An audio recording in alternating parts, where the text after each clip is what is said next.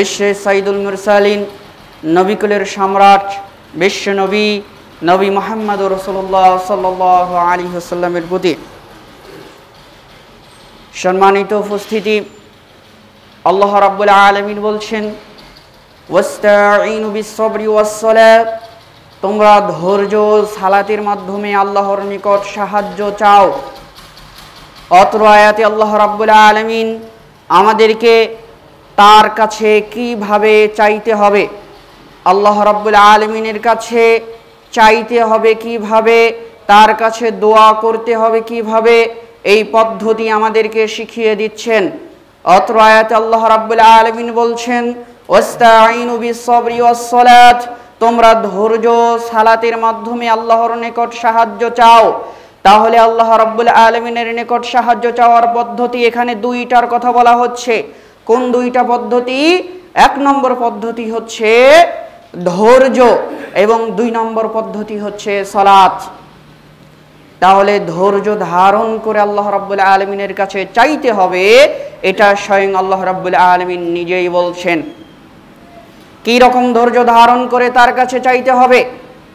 যেরকম ধৈর্য ধারণ করেছিলেন ইয়াকুব আলাইহিস সালাম, যেরকম ধৈর্য ধারণ করেছিলেন আইয়ুব আলাইহিস সালাম, যেরকম ধৈর্য ধারণ করেছিলেন মুসা আলাইহিস সালাম, যেরকম ধৈর্য ধারণ করেছিলেন ইউসুফ আলাইহিস সালাম, তারা যেভাবে ধৈর্য ধারণ করে আল্লাহ রাব্বুল আলামিনের কাছে চেয়েছেন, দোয়া করেছেন, সেই রকম ধৈর্য ধারণ করে আমাদের কাছে, সেই রকম ধৈর্য ধারণ করে আমাদেরকে আল্লাহ রাব্বুল আলামিনের কাছে চাইতে হবে।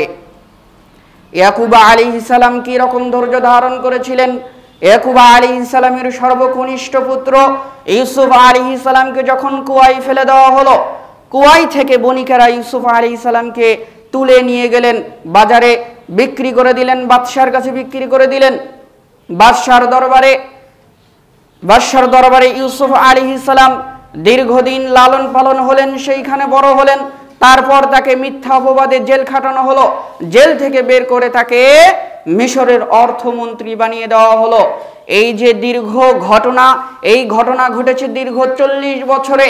এই 40 বছর যাবত ইউসুফ আলাইহিস সালামের পিতা ইয়াকুব আলাইহিস সালাম আল্লাহ রাব্বুল আলামিনের কাছে দোয়া করেছেন। আল্লাহ রাব্বুল আলামিনের কাছে কি দোয়া করেছেন? যে আমার সন্তানকে আপনি আমার কাছে ফিরিয়ে দিন। ইয়াকুব আলাইহিস সালাম দীর্ঘ 40 বছর যাবত আল্লাহ রাব্বুল আলামিনের কাছে নিজের সন্তানকে ফিরে পাওয়ার জন্য দোয়া করতে থাকলেন, যেন তার সন্তানকে তার কাছে ফিরিয়ে দেওয়া হয়। তিনি কান্না করতে করতে তার চোখ অন্ধ হয়ে গেল। 40 বছর যাবত তিনি একজন নবী, তিনি নবী হয়ে 40 বছর যাবত আল্লাহ রাব্বুল আলামিনের কাছে চেয়েছেন, শুধু চেয়েছেন। 40 বছরে তার দোয়া কবুল হয়নি। 40 বছর যখন পূর্ণ হলো, তখন তার দোয়া কবুল করা হলো। তিনি একজন নবী, তাকে আল্লাহ রাব্বুল আলামিন এতদিন অপেক্ষা করালেন। আমি আপনি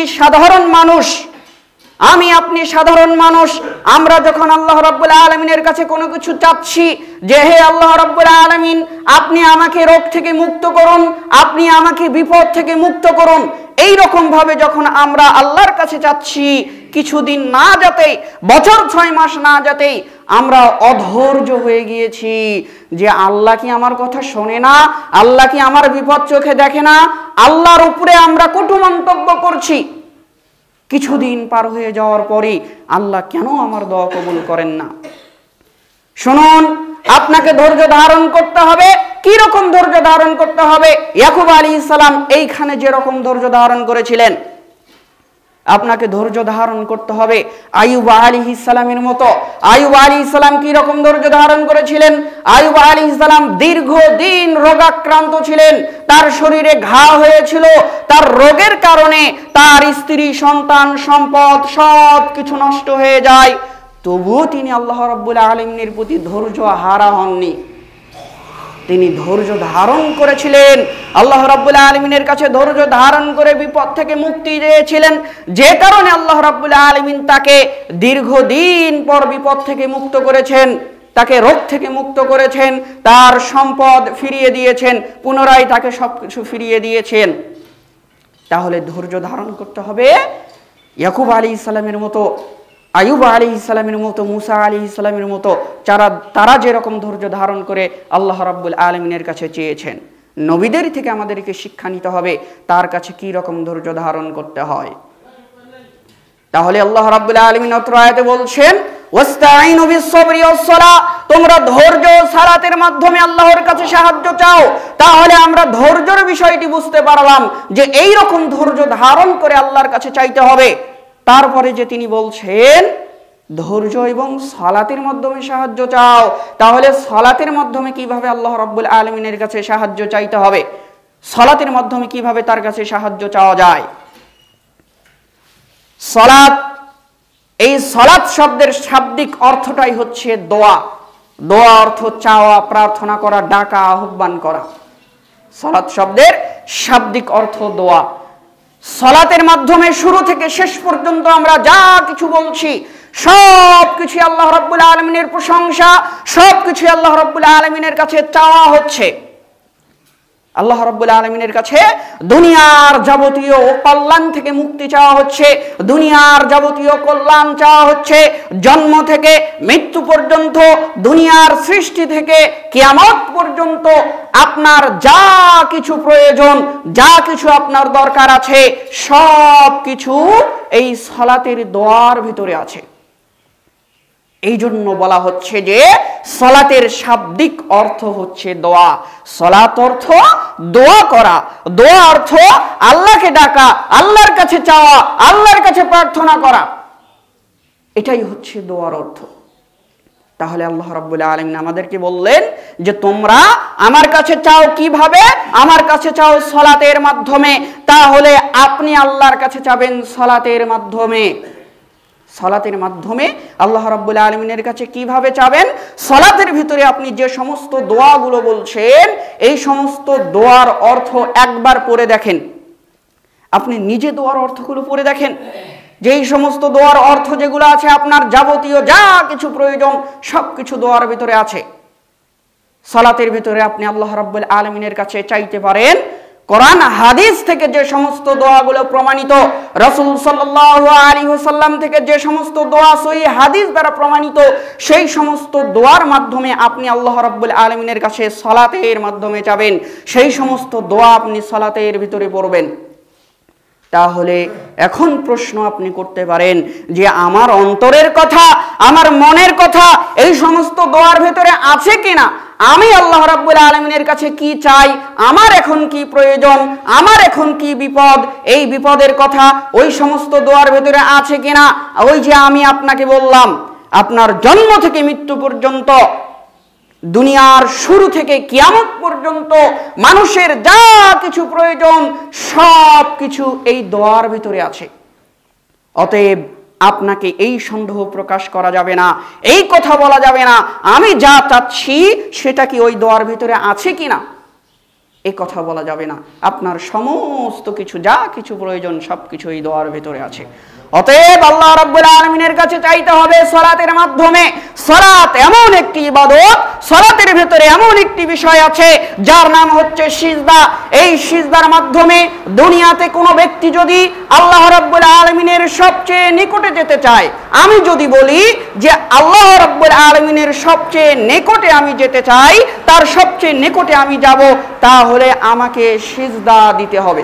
সিজদার মাধ্যমে আল্লাহ রাব্বুল আলামিনের সবচেয়ে কাছে যাওয়া যায়। এই সিজদা কোথায় আছে? এই সিজদা সালাতের ভেতরে আছে। তাহলে আপনি সিজদার ভেতরে গিয়ে আল্লাহ রাব্বুল আলামিনের কাছে চান, কেননা সিজদাতে যখন আপনি আছেন তখন আল্লাহ রাব্বুল আলামিনের সবচেয়ে নিকটে আপনি অবস্থান করছেন। আল্লাহ রাব্বুল আলামিনের সবচেয়ে নিকটে থাকা অবস্থায় যদি তার কাছে আপনি কোনো কিছু চান, ইনশাআল্লাহ তিনি আপনাকে ফিরাবেন না। সম্মানিত উপস্থিতি, তাহলে আল্লাহ রাব্বুল আলামিনের কাছে চাওয়ার দুইটি পদ্ধতি আমরা অত্র আয়াত থেকে শিখতে পারলাম। আল্লাহ রাব্বুল আলামিন বলছেন, ইয়া আইয়ুহাল্লাযীনা আমানু ইসতাঈনু বিস-সাবরি ওয়াস-সালাত ইন্নাল্লাহা মা'আস সাবিরিন। আল্লাহ রাব্বুল আলামিন অত্র আয়াতে বলছেন, ইয়া আইয়ুহাল্লাযীনা আমানু, হে ঈমানদারগণ, দুনিয়ার মানুষকে, দুনিয়ার মানুষের মধ্যে যারা ঈমানদার আছে, যারা বিশ্বাস করেছে আল্লাহ তাআলা এক ও অদ্বিতীয় এবং মুহাম্মদ সাল্লাল্লাহু আলাইহি ওয়াসাল্লাম আল্লাহর বান্দা এবং রাসূল, এরা হচ্ছে ঈমানদার। এদেরকে আল্লাহ রাব্বুল আলামিন বলছেন, ইয়া আইয়ুহাল্লাযীনা আমানু, হে ঈমানদারগণ। ঈমান অর্থাৎ বিশ্বাস স্থাপন করা। কিসের উপর বিশ্বাস স্থাপন করা? রাসূল সাল্লাল্লাহু আলাইহি ওয়াসাল্লাম বলছেন, বুনিয়াল ইসলামু আলা খামসিন শাহাদাতি আল্লা ইলাহা ইল্লাল্লাহু ওয়া আন্না মুহাম্মাদান আবদুহু ওয়া রাসূলুহু। ইসলামের 5টি স্তম্ভ রয়েছে। এই 5টি স্তম্ভের মধ্যে প্রথম যেটি, সেটি হচ্ছে ঈমান। ঈমান অর্থাৎ বিশ্বাস। কিসের উপর বিশ্বাস স্থাপন করা? আল্লাহ ইলাহা ইল্লাল্লাহু ওয়া আন্না মুহাম্মাদান আবদুহু ওয়া রাসূলুহু। আমি এই বলে সাক্ষ্য দিচ্ছি যে আল্লাহ ছাড়া কোনো ইলাহ নেই, আল্লাহ ছাড়া কোনো মাবুদ নেই, এবং মুহাম্মদ সাল্লাল্লাহু আলাইহি ওয়াসাল্লাম আল্লাহর বান্দা এবং রাসূল। আপনি যখন এই কথা স্বীকৃতি দিবেন যে আল্লাহ ব্যতীত কোনো ইলাহ নেই এবং মুহাম্মদ সাল্লাল্লাহু আলাইহি ওয়াসাল্লাম আল্লাহর বান্দা এবং রাসূল, তখন আপনি ইসলামের 5টি স্তম্ভের মধ্যে প্রথম স্তম্ভ যেটি ঈমান, এরই উপরে বিশ্বাস স্থাপন করলেন। আপনি দেখেন আপনার অন্তরের ভিতরে বিশ্বাস আছে যে আল্লাহ এক ও অদ্বিতীয়, আল্লাহ ব্যতীত কোনো মাবুদ নেই, আল্লাহ ব্যতীত কোনো ইলাহ নেই। ইলাহ অর্থাৎ দুনিয়াতে মানুষ যত ইবাদত করবে, দুনিয়াতে মানুষ যদি জমিনে একটি মাত্র সিজদা দেয়, দুনিয়াতে মানুষ যদি জাররা থেকে জাররা পরিমাণ, নিম্ন থেকে নিম্ন পরিমাণ, সামান্য থেকে সামান্য পরিমাণ কোনো কিছু যদি চায়, তাহলে এই চাওয়াটা কার কাছে চাইতে হবে? আল্লাহ রাব্বুল আলামিনের কাছে চাইতে হবে। এটাই হচ্ছে আল্লাহ রাব্বুল আলামিনের ইলাহগত গুণ। তিনি হচ্ছেন ইলাহ, তিনি হচ্ছেন সমস্ত ইবাদতের মালিক।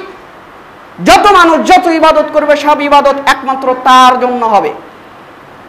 তাহলে আমি বলছি ইবাদত করছি, আল্লাহ ছাড়া অন্য মাবুদকে মানছি। অন্য মাবুদকে কিভাবে মানছি? আপনি দেখেন, আপনার সন্তানের কোনো রোগ হয়েছে, আপনার সন্তান হয় না, আপনি বড় কোনো বিপদে পড়েছেন, আপনি দৌড়ে চলে গিয়েছেন কোথায়? আপনি চলে গিয়েছেন মাজারে, শাহ সুলতানের মাজারে, শাহপরানের মাজারে, শাহজালালের মাজারে। সেখানে গিয়ে আপনি মানত করছেন। কিসের মানত করছেন? হাঁস, মুরগি, গরু, ছাগল, ভেড়া, এগুলোতে কুরবানি করছেন, মানত করছেন। কোথায় মানত করছেন? মাজারে গিয়ে মানত করছেন। অর্থাৎ আপনি মাজারের ইবাদত করছেন। অর্থাৎ এ দ্বারা বোঝা গেল যে আপনার কালেমা এখানে কেটে গিয়েছে। আপনি কালেমার ভিতরে বলছেন লা ইলাহা ইল্লাল্লাহ, নাই কোনো মাবুদ আল্লাহ ছাড়া, অথচ আপনি মাজারে গিয়ে মাজারে শুয়ে থাকা ব্যক্তিকে মাবুদ হিসেবে গণ্য করে নিয়েছেন, তার নামে কুরবানি করেছেন। তাহলে আপনার কালেমা কি এখানে টিকলো? আপনার কালেমা এখানে টিকলো না। অর্থাৎ আপনি ইসলামে টিকে নেই, অর্থাৎ আপনি মুসলমান নন, অর্থাৎ ইসলামের প্রথম যে স্তম্ভ রয়েছে কালেমা, এই কালেমা আপনার ঠিক নেই, অর্থাৎ আপনি মুসলিম নেই।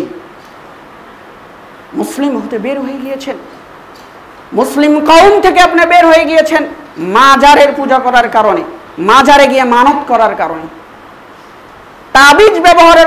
তাবিজ ব্যবহার করার কারণে, কুসংস্কার বিশ্বাস করার কারণে।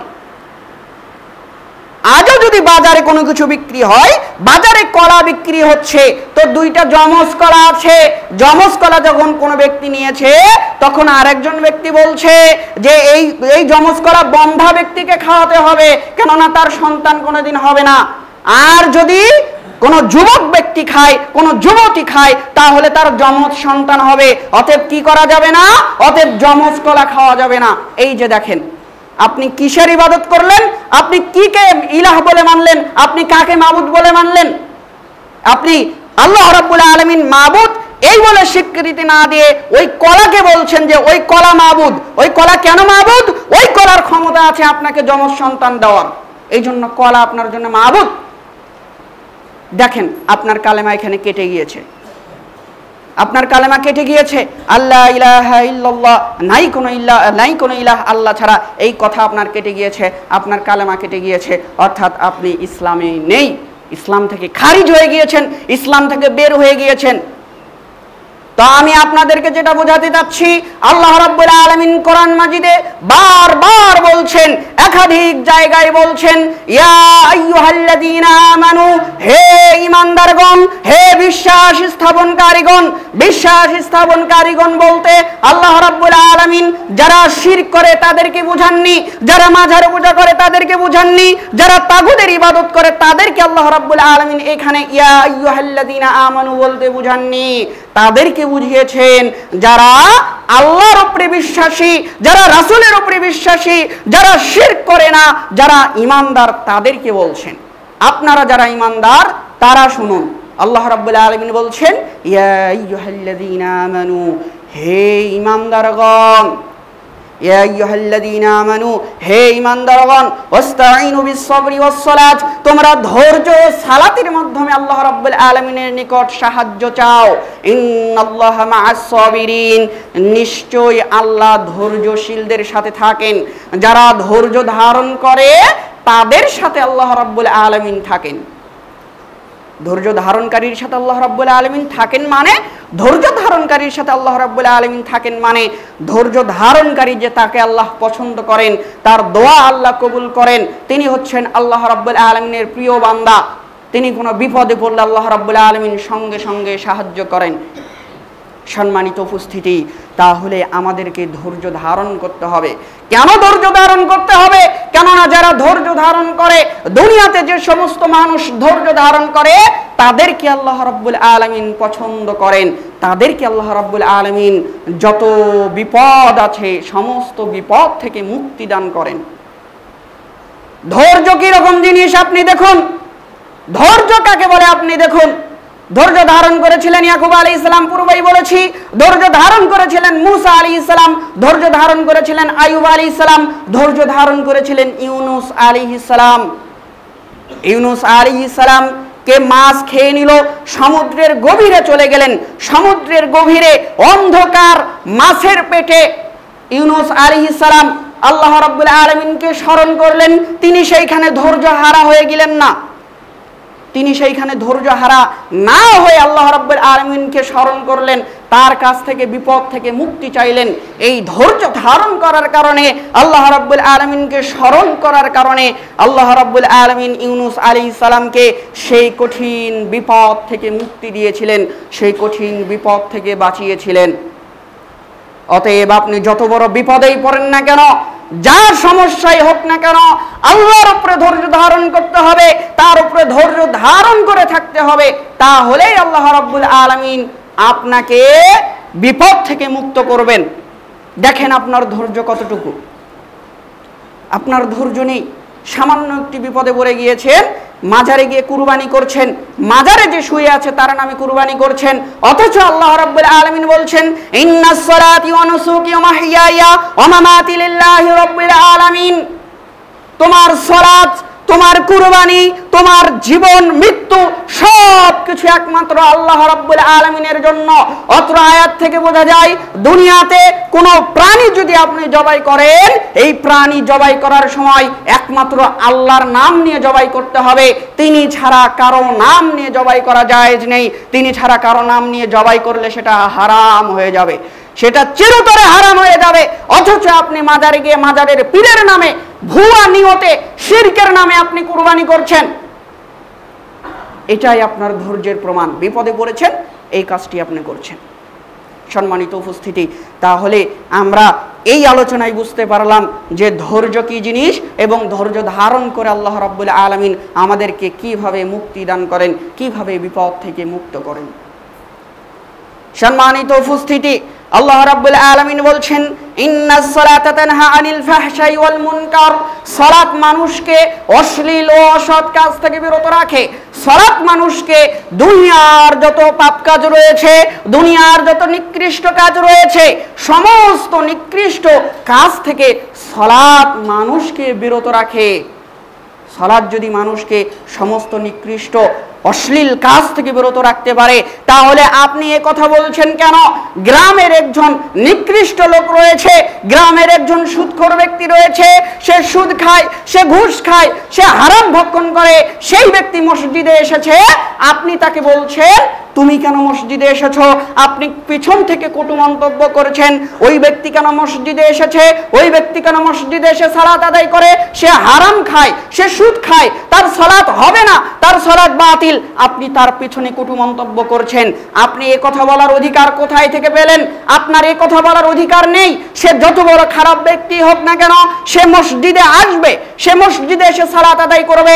আপনার এই কথা বলার কোনো অধিকার নেই, আপনার এই কথা বলার কোনো অনুমতি নেই। কেননা আল্লাহ রাব্বুল আলামিন নিজেই বলছেন সে মসজিদে আসলে ভালো হয়ে যাবে, সে মসজিদে আসলে ভালো হয়ে যাবে। আপনি কেন তাকে মসজিদে আসতে নিষেধ করেন? আপনার এই অধিকার কখনো আল্লাহ রাব্বুল আলামিন দেননি। সম্মানিত উপস্থিতি, কোন ব্যক্তি যদি ফজরের সালাত, জোহরের সালাত, আসরের সালাত, মাগরিবের সালাত, এশারের সালাত এর মধ্যে কোনো কিছু যদি একটা বাদ দিয়ে দেয়, তাহলে সালাত ছেড়ে দেওয়ার জন্য তার আমলনামায় নির্দিষ্ট একটা পরিমাণ পাপ তার আমলনামায় জমা হয়ে যায়। তার আমলনামায় নির্দিষ্ট পরিমাণ একটি পাপ জমা হয়ে যায়। সে যদি মসজিদে আসে, ওই নির্দিষ্ট পরিমাণ পাপ তার আমলনামায় জমা হবে না। সে মসজিদে আসলো, সালাত আদায় করলো, সে ঘুষখোর, সে সুদখোর, তবুও তার সালাত কবুল হবে না। কিন্তু ওই যে সালাত ছেড়ে দেওয়ার কারণে তার আমলনামায় যে পাপটা জমা হবে, এই পাপটা আর জমা হলো না, অর্থাৎ সে ধীরে ধীরে ভালো হয়ে যাবে। এইভাবে সে মসজিদে আসলেই ধীরে ধীরে ভালো হয়ে যাবে।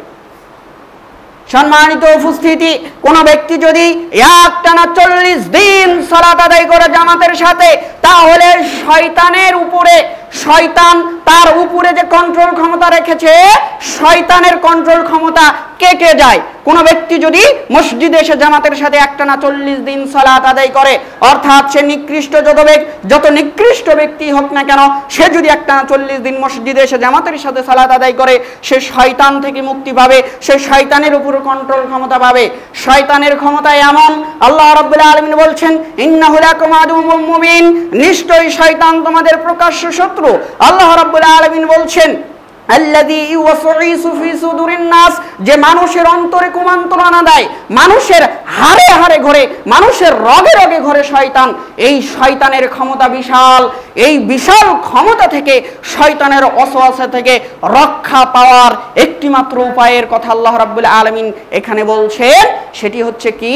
সেটি হচ্ছে সালাত। সে মসজিদে আসলে সে যত নিকৃষ্ট ব্যক্তি হোক না কেন, সে ভালো হয়ে যাবে।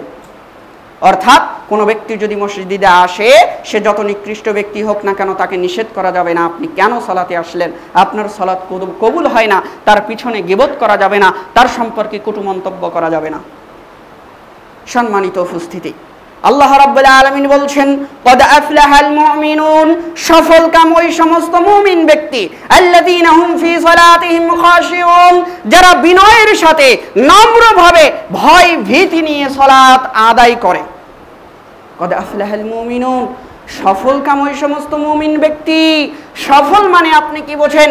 দুনিয়াতে সফলতা মানে দুনিয়ার মানুষ যা বোঝে সেটি হচ্ছে টাকা পয়সা, বাড়ি গাড়ি, ধন সম্পদ, ব্যাংক ব্যালেন্স, এগুলো মানুষ বোঝে যে সফলতা।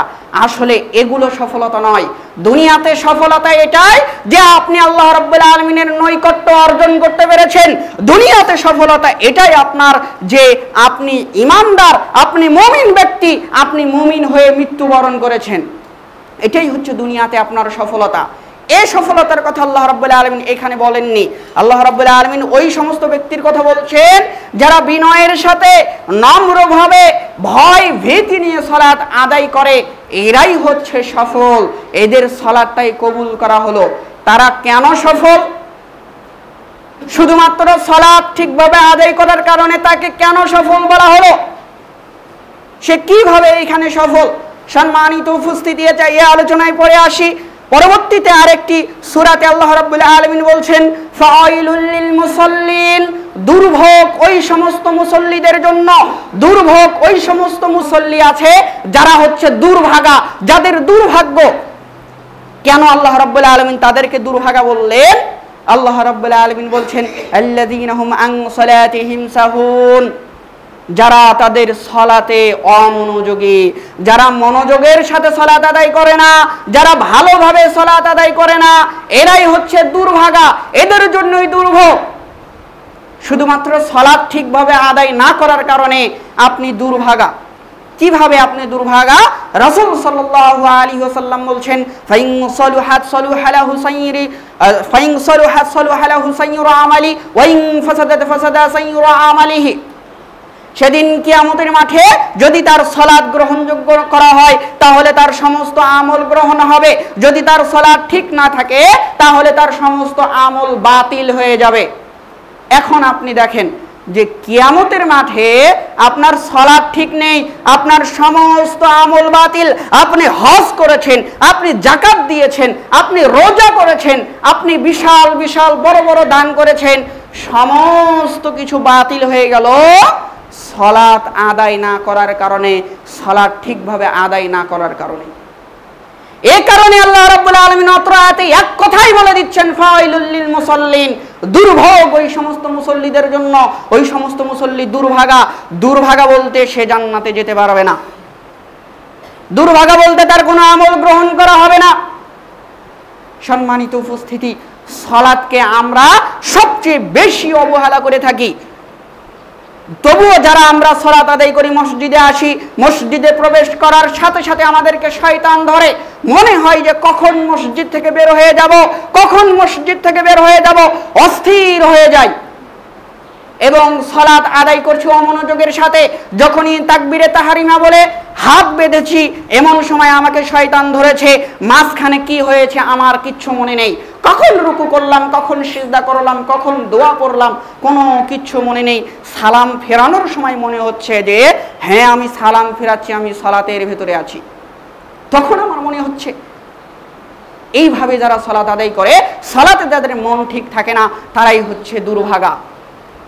অর্থাৎ সালাতে আপনার মনোযোগ ঠিক রাখতে হবে, সালাতে ধীরে ধীরে কিরাত পড়তে হবে, সালাতে ধীরে ধীরে দোয়া পড়তে হবে, স্পষ্টভাবে দোয়া পড়তে হবে।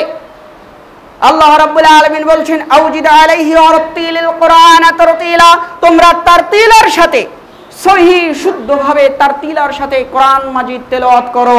আপনি যখন সালাতে দাঁড়িয়ে গেছেন, এমন ভাবে কোরআন তেলাওয়াত করছেন, ওই যে আমরা তারাবির সময় দেখতে পারি যে 8 রাকাত সালাত কিভাবে 10-15 মিনিটের মধ্যে শেষ করে দেওয়া যায়। সম্মানিত উপস্থিতি, এই সমস্ত নিকৃষ্ট কাজ আল্লাহ রাব্বুল আলামিনের সাথে আমরা করছি, সালাতের সাথে আমরা তামাশা করছি, আমরা জানি না সালাত কত বড় ইবাদত। এজন্য আপনাকে সালাত আদায় করতে হবে ধীরে ধীরে মনোযোগের সাথে। সালাতের ভিতরে সূরাগুলো, সালাতের ভিতরে দোয়াগুলো ধীরে ধীরে তিলাওয়াত করতে হবে। আল্লাহ রাব্বুল আলামিন অত্র আয়াতে এইখানে বুঝিয়েছেন যারা সালাতে অমনোযোগী। সালাতে অমনোযোগী বলতে আল্লাহ রাব্বুল আলামিন শুধু ওই সমস্ত ব্যক্তিদেরকে বুঝাননি যারা সালাত মনোযোগের সাথে পড়ে না। সালাতে অমনোযোগী বলতে অনেক মুহাদ্দিসগণ ব্যাখ্যা করেছেন, এইখানে আল্লাহ রাব্বুল আলামিন সালাতে অমনোযোগী বলতে ওই সমস্ত ব্যক্তিদেরকে বুঝিয়েছেন যারা নিয়মিত সালাত আদায় করে না, সালাত ধরে আবার ছেড়ে দেয়, নামাজ ধরে আবার ছেড়ে দেয়। ফজরের সালাত আদায় করেছে, জহরের সালাত আদায় করেনি, আবার আসরে গিয়ে সালাত আদায় করেছে, মাগরিবের সালাত আদায় করেনি, আবার এশার সালাত আদায় করেনি। এই রকম যারা সালাত ছেড়ে দেয়, কিছুদিনের জন্য সালাত ছেড়ে দেয়, অথবা এক ওয়াক্ত দুই ওয়াক্ত সালাত ছেড়ে দেয়, তাদেরকে আল্লাহ রাব্বুল আলামিন অত্র আয়াতে বুঝিয়েছেন ফাওয়াইলুল লিল মুসাল্লিন, তারা হচ্ছে দুর্ভাগা, তারা হচ্ছে দুর্ভাগ্য মুসলমান, তারা কখনো জান্নাতে যেতে পারবেন না, তারা কখনো জান্নাতে যেতে পারবে না। আপনি কি এই হাদিসকে স্বাভাবিক মনে করলেন, সাধারণ মনে করলেন যে কিয়ামতের মাঠে আপনার নামাজ গ্রহণ হলে সমস্ত কিছু গ্রহণ হবে, নামাজ ঠিক না থাকলে সমস্ত কিছু বাতিল হবে? এই হাদিসকে আপনি সাধারণ মনে করলেন? আপনি একবার চিন্তা করে দেখেন, আপনি সালাত আদায় করেছেন কিনা, আজকে ফজরের সালাত আদায় করেছেন কিনা, গত 1 মাসে ওয়াক্তীয় সালাতগুলো আদায় করেছেন কিনা? কোনো সালাত আপনি আদায় করেননি। অতএব এই হাদিসটা আপনার জন্যই, আপনাকেই রাসূল সাল্লাল্লাহু আলাইহি ওয়াসাল্লাম বলেছেন। অতএব নিয়মিত সালাত আদায় করুন, মনোযোগের সাথে সালাত আদায় করুন, সালাতে অমনোযোগী হয়েন না। সালাত এমনভাবে আদায় করতে হবে যেন আল্লাহ রাব্বুল আলামিন সালাতটাকে কবুল করেন। আবু হুরায়রা রাদিয়াল্লাহু আনহু হতে বর্ণিত, তিনি বলেন রাসূল সাল্লাল্লাহু আলাইহি ওয়াসাল্লাম বলেছেন, সালাতের সওয়াব 3 ভাগে বিভক্ত। সালাতের সওয়াব কয় ভাগে বিভক্ত? সালাতের সওয়াব 3 ভাগে বিভক্ত। 1 পবিত্রতা অর্জন করা, 2 রুকু, 3 সিজদা। প্রথমেই আছে পবিত্রতা অর্জন করা। পবিত্রতা অর্জন করা মানে ওযু করা। মুরব্বী, আপনার বয়স 50-60 বছর হয়ে গিয়েছে, আপনি এখনো সহিশুদ্ধভাবে ওযু করতে পারেন না। আপনার বয়স বেড়ে গিয়েছে, এখন কবরে চলে যাবেন, মৃত্যু নিকটে এসে গিয়েছে, আপনি ঠিক মতো তো সালাত আদায় করছেনই না। আপনি কিভাবে সঠিকভাবে ওযু করবেন? আপনি কিভাবে রুকু দিবেন? আপনি কিভাবে সিজদা দিবেন?